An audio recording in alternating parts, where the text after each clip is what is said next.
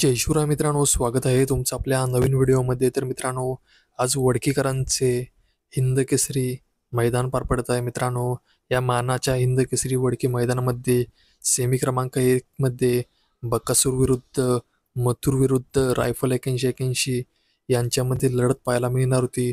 पण मित्रांनो, आपल्या सर्वांचा लाडका बकासूर आता घरी निघालेला आहे.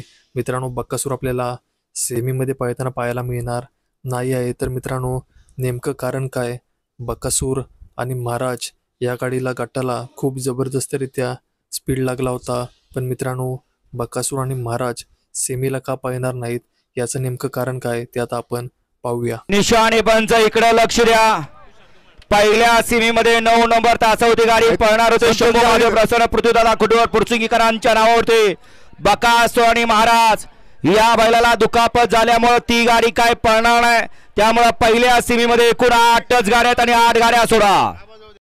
तर मित्रांनो, तुम्ही पाहिलं असेल, बकासूर आणि महाराज यांच्या गाडीला दुखापत झाली आहे आणि त्यामुळेच बकासूर आणि महाराज यांची गाडी सेमीला पाहणार नाही आहे. तर मित्रांनो, अपडेट आवडली असेल तर व्हिडिओला लाईक करा आणि चॅनलवर नवीन असाल तर चॅनलला सबस्क्राईब करून घ्या.